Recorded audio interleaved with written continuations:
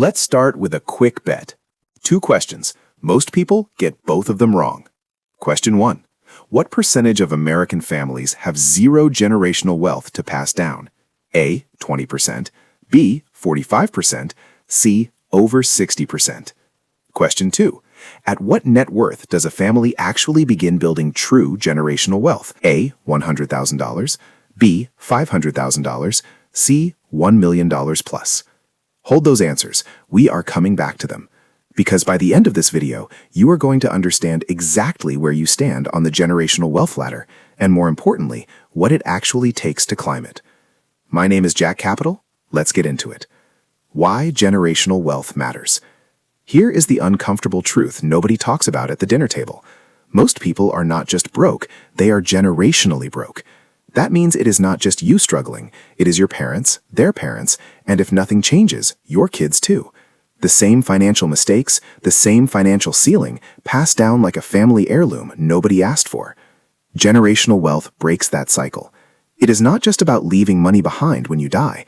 It's about giving the next generation a head start instead of a handicap.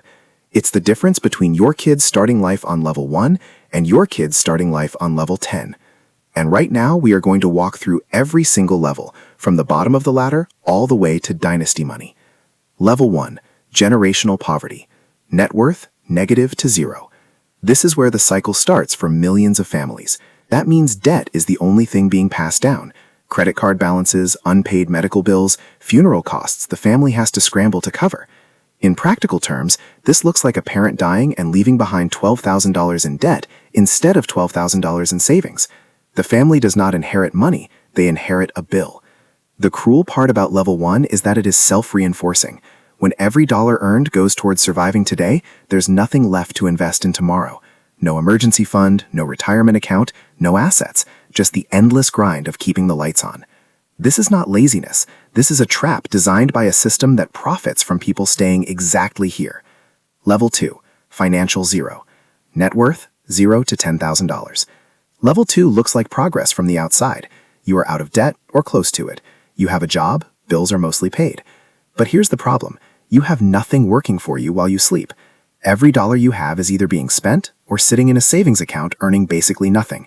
You are one bad month, one job loss, one medical bill, one car breakdown, away from sliding back to level 1. Families at level 2 are not passing anything down either. They might cover funeral costs, they might help a kid with first month rent, but there is no wealth transfer happening here. Just survival being handed from one generation to the next. The mindset at this level is everything. Most people here believe wealth is for other people. Level 3. The stability stage. Net worth, $10,000 to $100,000. Now things start to shift. At level 3, you have something most people at the bottom 2 levels do not, a cushion. Emergency fund in place, maybe a retirement account started, perhaps a small amount going into investments every month. This is the lower middle class zone. Stable job, modest home or apartment, reliable car. Not rich by any stretch, but not one crisis away from disaster either. The generational wealth impact here is small but real. Parents at this level might help a kid with a car down payment, they might cover part of college, they might leave behind a small life insurance policy. It's not dynasty money, but it's the first rung of the ladder where something, anything, actually gets passed forward. The danger at level 3 is lifestyle creep. Income goes up, spending goes up with it, and the net worth never actually moves. A lot of families stay at this level for decades thinking they are making progress, when really they are just running faster on the same treadmill. Level 4. The middle class trap. Net worth, $100,000 to $500,000. Level 4 is where things get interesting, and honestly, a little dangerous. On paper, this family looks successful. Nice neighborhood, decent cars, kids in good schools, vacations every year. The net worth is real. Equity in a home, some retirement savings, maybe a brokerage account. But here's what most people at level 4 don't realize. The majority of their net worth is locked in their house, which means it's not really liquid. It's not really working. And when they die, that house either gets sold, fought over, or passed to one kid while the others get nothing. This is the quietly wealthy trap. Looks like money, doesn't function like money. True generational wealth transfer barely happens at level 4 unless the family is intentional about it, and most are not, because nobody taught them how. Level 5. The wealth builder. Net worth, $500,000 to $1 million. This is where the game actually starts to change. At level 5, the family has moved beyond just saving. They are investing. Stocks, rental properties, business ownership, retirement accounts that are actually funded properly. Money is working while they sleep. The generational impact here is real and measurable. A family at this level can fully fund a child's college education. They can provide a house down payment as a gift, not a loan. They can leave behind actual liquid assets, not just a family home with 3 siblings arguing over it. The mindset shift that gets people to level 5 is the most important transition in this entire video. They stopped asking, how much do I earn? And started asking, how much do I keep and put to work? That one shift is worth more than any salary increase. Level 6, the first generation wealthy. Net worth, $1 million to $5 million. Welcome to the millionaire tier. And before you picture the yacht, the average American millionaire drives a used car, lives in a modest house, and has been quietly stacking assets for 20 years while everyone else was upgrading their lifestyle. At level 6, the family has crossed the line from wealth accumulation into wealth management. The money is now diverse. Real estate, equities, retirement accounts, maybe a business stake. Generationally, this is where the real head start begins. Kids grow up in an environment where investing is normal, where money conversations happen at the dinner table, where the concept of assets versus liabilities is just common knowledge. That financial education, passed down naturally through household culture, is worth more than the money itself, because it means the next generation doesn't start from scratch. They start from level 5 or 6 automatically. Level 7, multi-generational wealth. Net worth, $5 million to $30 million. At level 7, the family has stopped thinking in one lifetime and started thinking in timelines. Estate planning is serious here. Trusts are set up, tax strategies are in place. The family might have a financial advisor, an accountant, and an estate attorney all working together to make sure the wealth does not evaporate at the point of transfer. Because here's something most people don't know. The moment wealth transfers from one generation to the next is when most families lose it. Taxes hit, disagreements happen, poor decisions get made.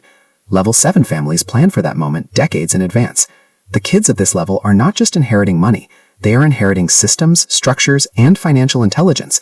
They enter adulthood already understanding how wealth compounds, how to protect it, and how to grow it further. Level 8, Dynasty money. Net worth, $30 million and above.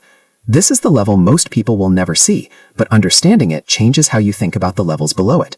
At level 8, wealth is no longer personal, it is institutional. Family offices manage the money professionally. Foundations get started. Political and social influence becomes a natural byproduct of the capital. The Rockefellers, the Waltons, the Koch family. These are level 8 dynasties, wealth that has survived multiple generations not by luck, but by design. Legal structures, trusts, family governance agreements, investment committees. At this level, money is a legacy project, not a personal achievement. The gap between level 1 and level 8 is not just dollars. It is decades of compounding decisions, financial, educational, and cultural, stacked on top of each other. All right, let's settle the bet from the beginning. Question 1. What percentage of American families have zero generational wealth to pass down? The answer is C, over 60%. More than 6 in 10 American families will pass nothing of financial value to the next generation. Not because they didn't work hard, because nobody showed them the system. Question 2. At what net worth does a family begin building true generational wealth? The answer is C, $1 million and above. Below that threshold, most wealth is either consumed by the cost of living, absorbed by debt, or lost in the transfer. It is only at 7 figures and beyond that wealth reliably survives into the next generation. How did you do? Here is what I want you to take away from this video. Generational wealth is not a destination, it is a direction. Every single level on this ladder represents a set of habits, decisions, and systems, not a salary. You don't need to be born at level 6 to get there. You need to understand where you are standing right now and make the next right move. That is what this channel exists for. If this broke something open for you, drop your current level in the comments. I want to know where you are starting from. Subscribe because next week we are going into exactly how families at level 3 make the jump to level 5 and the 3 specific moves that make it happen. That's the capital play. See you inside.